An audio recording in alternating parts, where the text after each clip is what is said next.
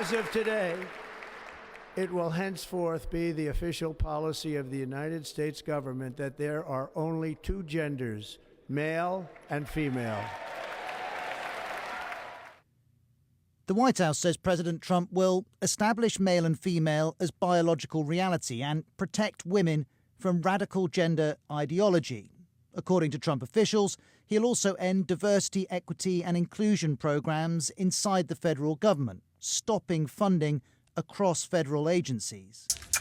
You're now watching New Creation Ministries. Hello and Happy New Year. There are some great news I have to share with you. Number one, Jesus Christ dying for sinners. We can be reconciled with God one day through the love of Christ, his death and resurrection. Amen to that. Secondly, since Trump became the U.S. president mid of January 2025, he had signed on to 10 different policies. There are some really great policies out there. You can go check it out online, wherever you can find news.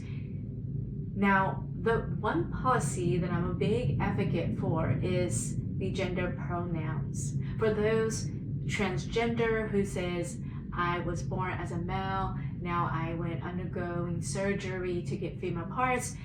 Wherever you apply for a job, you need to identify yourself as your birth gender.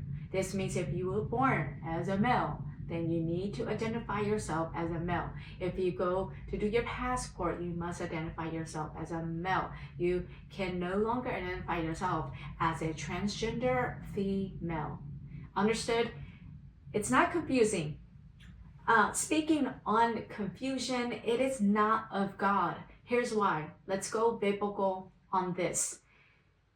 God is the God of order. In Genesis, the beginning, God exists. God created Adam and Eve. Not Adam and Steve. He created a male and he says, oh, you are alone. These animals cannot satisfy you the way that a woman can. So I'm going to take a rib from you and create Eve. So this woman existed for Adam's pleasure. Not only Adam's pleasure, but pleasing to the sight of God. He is the God of order, not a God of chaos. That we know is Satan himself, who likes to create chaosity, curiosity, craziness. The list goes on and on about Satan and his master plan to destroy human so that they do not have a relationship with God. He likes to blind people by their own selfishness, their pride, their lust, and the temptations, the traps. God is the God of order. Another story I really enjoy reading is Noah's Ark. We hear a lot about that story. You can go and check out the Imitation Noah's Ark in Kentucky. I have not been there just yet. It is a place that I must go see. Prior to Noah building the ark, God gave Noah specific instruction on how to build the ark. It wasn't just Noah woke up one day and he felt like doing this. It took him years to build the ark. Through God's ordained instruction, Noah was able to save his family from destruction. Everything in the Lord's timing. Some of the LGBTQ members feel like they are being under attack by the Christians and the conservatives since Trump came into president.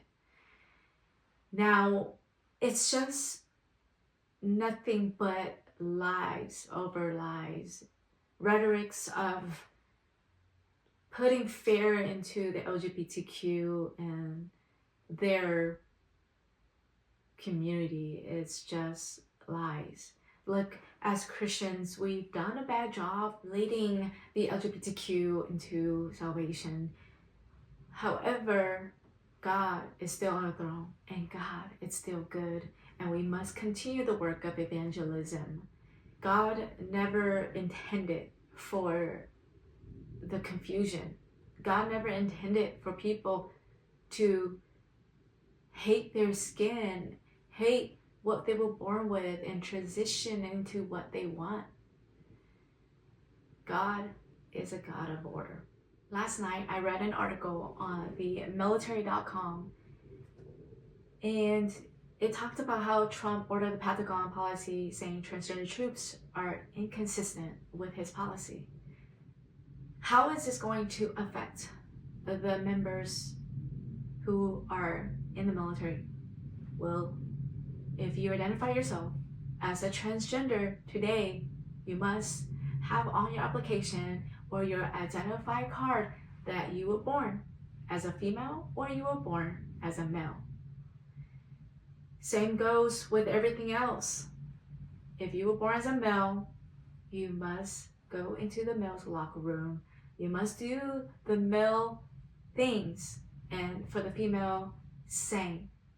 You must go into the female's restroom, female's locker room, female of all things.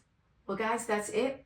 I pray you have a wonderful day. May the Lord bless you, keep you safe.